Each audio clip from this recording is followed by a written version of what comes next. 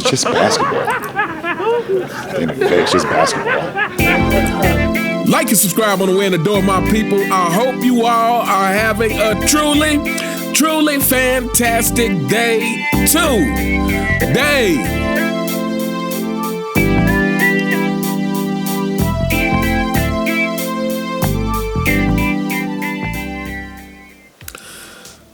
Opportunist. A person who exploits circumstances to gain immediate advantage rather than being guided by consistent principles or plans. Let me read that one more time, people. An opportunist is a person who exploits circumstances to gain immediate advantage rather than being guided by consistent principles or plans. Opportunists. This is what Colin Cowherd called LeBron James recently on an episode of The Herd. And he is absolutely 100% correct. LeBron James is indeed an opportunist. Now, this is kind of funny coming from Colin Cowherd, who was a superior cap artist for LeBron James. He was one of the best. And I would argue that, he still is to a certain degree. But again, people, we are in the days, we are in the last days of the LeBron James era. We are in the days where LeBron James has burned so many bridges, where LeBron James has pushed his power too far, and we are seeing the 4 and 6 kingdom crumble. So I got a clip here from Colin Cowherd, and not only did he call LeBron an opportunist, but he had quite a few other things to say in regards to LeBron James' pursuit of catching Michael Jordan, which he will never, ever do. So without further ado, let's get into this clip. And my take is with LeBron, Rich Paul told us it was all about winning. It's not anymore. I think Michael Jordan's still in his head. He knows in the basketball community with basketball fans, he's never going to catch MJ. MJ is 6 for 6. MJ is more memorable. MJ's got the logo, the brand, and sells more shoes. He's more romanticized. Michael Jordan, there are a dozen plays to this day that you close your eyes and think about, and you can see Michael Jordan. Do it, unless you're driving. With LeBron, there's one. That chase down block against the Warriors. That's it. Now, this first part, this is facts. You can think of so many iconic plays of Michael Jordan. And why is that? That's because Michael Jordan actually has so many iconic plays. And Colin Cowherd is right. I believe everybody, if you were to think of a play from LeBron James, it is going to be that block that they like to show as much as possible. But here's the thing about that block, LeBron James fanboys, that you need to realize that without that block, Kyrie hits that shot, they still win.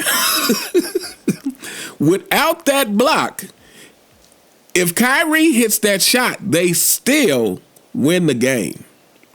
So that block is not as important as they tried to make it. Sure, it was nice and in the heat of the moment, and sure, it was nice, but it wasn't that necessary. Kyrie hits that shot, they still win the game. But again, the fact of the matter is when it comes to Michael Jordan, there are infinite plays that you can recall, just off the top of your head, whether you're talking about the shot over Cleveland, whether you're talking about the spectacular move versus LA, whether you're talking about the 2-game winners versus Utah that he hit over Byron Russell.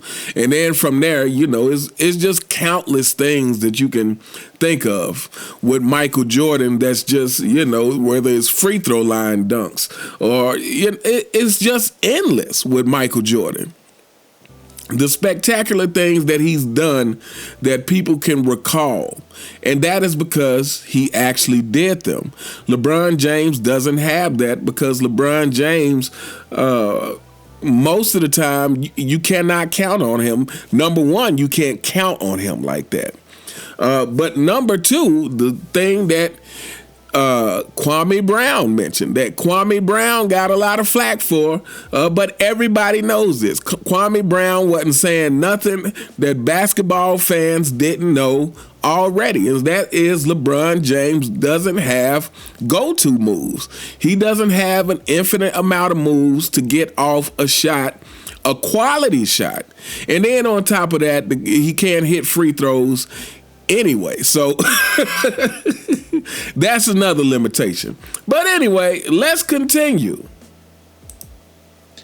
And so I think at LeBron at this point, he's never going to catch him. He's never going to catch him in net worth. MJ's net worth is $3.5 billion. LeBron, even with the massive money he's paid, is $1 billion. That's why he wants to own a basketball team. I think he's chasing Michael. And here's the difference. Michael Jordan makes you feel something, and LeBron doesn't. MJ, and I mean, high-level salespeople will tell you, you want to trigger emotion in advertisers and consumers. You want to make people feel something about a product. Michael has that. You wear his shoes, you feel cool. You like being on that side of the argument. So Michael's richer, more memorable, bigger brand, and he makes you feel something. And now this is very important. What he said here is, LeBron James fanboys, I've said this many times on this channel, and it essentially is getting to the same point. Colin Cowherd says, Michael Jordan makes you feel something. What I've said many times on this channel is I talk about the things that you will be remembered for in the game. And we are talking about the greats. When you talk about Larry Bird, what you're talking about is the thing that people say about you most. This is what we're getting to. The thing that people say about you most. When you hear Larry's peers talk about Larry, they talk about what a fierce competitor he was. Same with Magic. Same with Michael Jordan. Same with Kobe Bryant. Mamba mentality, you can sum up that Mamba mentality in many different ways. But this is what it comes down to, is that killer will, that competitiveness, and that never say die attitude. This is the thing that has made NBA fans feel something, because this is the thing that people relate to. This is the thing that people want to attach themselves to, is someone who can overcome the circumstances. Because this is the thing that we all want to be able to do, is overcome the circumstances. So the people who we hold as the greatest to ever play a sport, these are the overcomers. These are the people who made us feel the impossible was possible. These are the people that made us feel that when it seems like all hope is lost, as long as you just stay the course, as long as you have that fight within you, you can overcome those odds. And this is why we call the greats the greats. This is what May said. May said being great is about what you do in the biggest moments. So when it comes to all of these players that I just named, the thing that they get talked about the most is how competitive they were, that competitive drive. But when it comes to the duck, the deer, the leader of the 4 and 6 kingdom. For people who may be new to my channel, let me explain to you what all of these things mean. When it comes to the duck, the guy who's known for ducking the smoke, who will load manage so he doesn't have to face certain other superstars like Giannis and Jokic. When it comes to the deer, shout out to Rich Paul, because Rich Paul didn't know that goats have horns and not antlers, so he sat on, I think it might have been Gilbert Arenas, and said, well, maybe LeBron's antlers are in platinum. So, and he is also the deer in headlights. So it's very fitting for LeBron James to be called the deer. And obviously, the leader of the 4 and 6 kingdom, because LeBron James likes to crown himself, and because he's lost more than he's won, the only kingdom he can be the king of is the loser 4 and 6 kingdom, which he has rule over all his fanboys that are completely brainwashed, and he can tell them whatever he wants to tell them, and they will believe him. But when it comes to the duck, the deer, the leader of the 4 and 6 kingdom, what is the thing that gets said about LeBron James the most? He keeps himself in shape. LeBron James spends $1 million a year on his body. He keeps himself in shape. Longevity. He keeps himself in such good shape. Longevity. Oh, he's so great. 40,000 points. 50,000 if you're going to combine it. 50,000 if you're going to further break the standards, and now we're going to combine regular season and playoffs. Longevity. He works out and keep himself in shape. This is the thing that you hear about LeBron James, and this is why his legacy is plastic. Because, like Colin said, he doesn't make you feel anything. He doesn't make you feel like you can overcome the circumstances. He doesn't give you that feeling like anything is possible. He gives you that entitled feeling. And unless you relate to that entitled feeling, you're not going to relate to LeBron James. You're going to think like this guy is a clown. Like a lot of people do. He's a complete clown. But anyway, let's continue. So Michael's richer, more memorable, bigger brand, and he makes you feel something. And LeBron doesn't. LeBron has kind of bounced around to the best basketball opportunity every chance he gets. He's been the great basketball opportunist. There you go. And I've never criticized him for that. I understand it. His first stop, he got drafted to Cleveland. 7 years in, they couldn't get him another All-Star. I was on the bandwagon. Get to Miami. But my take is you probably should have stayed in Miami. In fact, I'd argue the only time LeBron has ever made us feel something was when he went back to his hometown. When he went back to Akron and he won it. I disagree with that. Even when he went back to Akron, I don't think the people of Cleveland might have felt something from that, but I think LeBron James had ruined himself by that time. Hey, let me know in the comments if you were a LeBron James fan, and when he left Cleveland the first time, like you were no longer a LeBron James fan. Did you root for him again when he went back to Cleveland? Because I think in the eyes of most people by that, unless you were in Cleveland, then you probably still wanted that championship. So you probably still had hope for a championship, especially with him coming back from Miami, still in those 2 championships. But if you were not in Cleveland, it would be hard for me to believe that him going back to Cleveland made you root for him again. You know, I would argue that LeBron James had ruined himself by that time. But yeah, he called LeBron James the great basketball opportunist. And I read the definition of that at the beginning of this video, but I'm going to read it one more time for you LeBron James fanboys. Opportunist, a person who exploits circumstances to gain immediate advantage rather than being guided by consistent principles or plans. That sums up LeBron James is about as much as you can sum him up. And, except for throwing the word narcissism and some other stuff in there.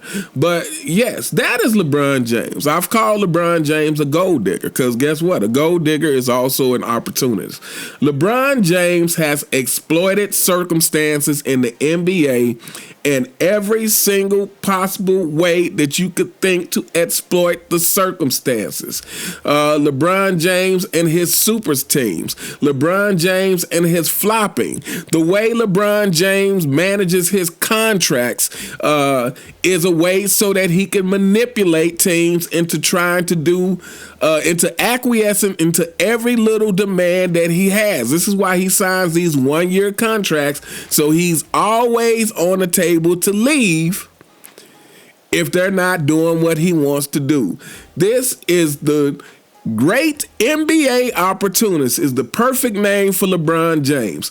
And this is why he has 6 finals losses. Because, again, the route to greatness is hard.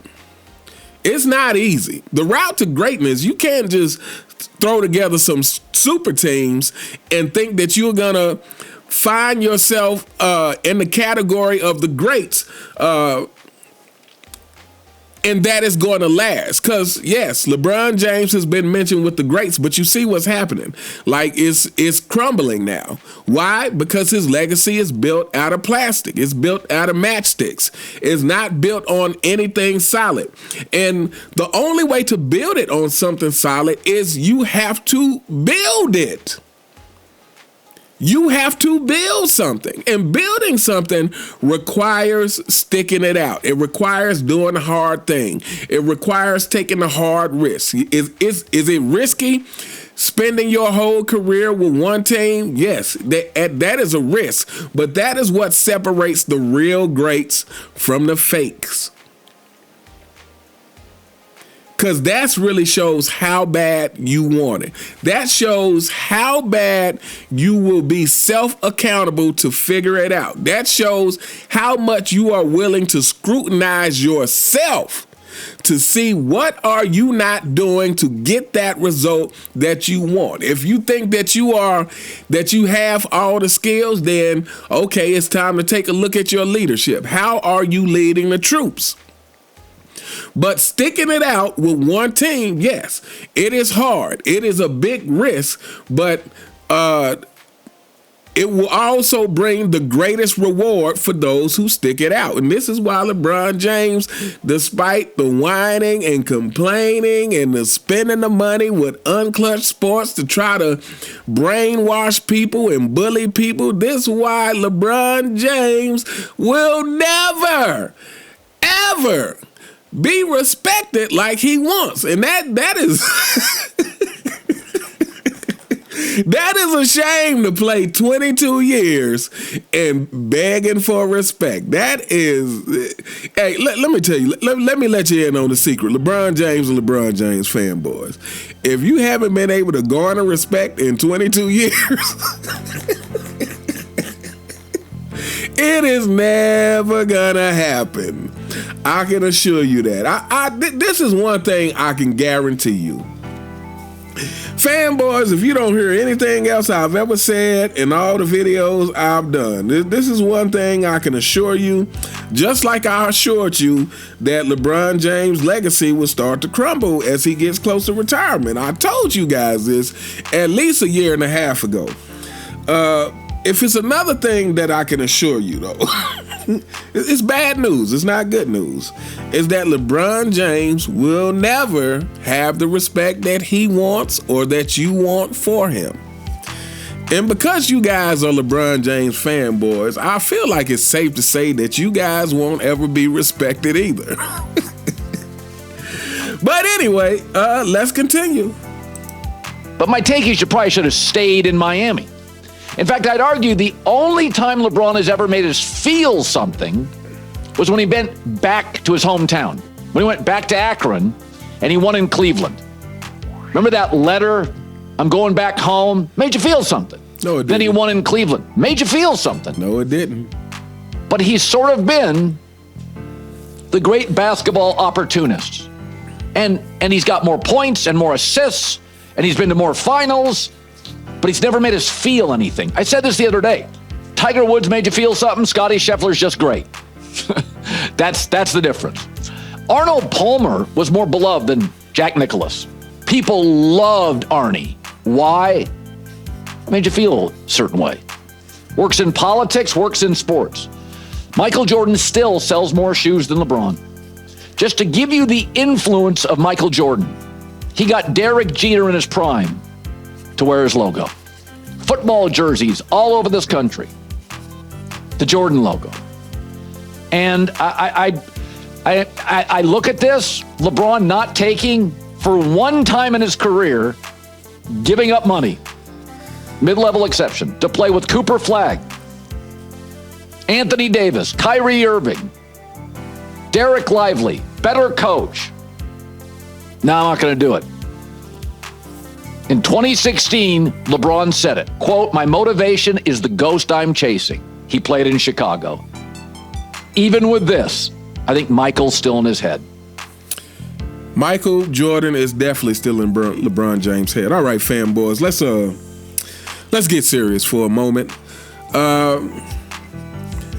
In general, I believe you get back the energy that you put out. If you are a positive person and you go throughout the world with positivity and you're nice to people, whatnot, I believe generally, there's always exceptions, but generally you will get that energy back. I believe that's just how humanity works. Is in general, you will get back the energy that you put in, and I believe that happens not only verbally and whatnot, but that happens through everything. I believe it happens through music. I believe the people who we deem as the greatest of the great in music, and you know, I'm a little older, so maybe some of the younger generation may not know, but when you're talking about your Stevie Wonders, or you talk about your Michael Jackson, you talk about Prince, you're talking about people on that caliber who could be seen as geniuses of the music.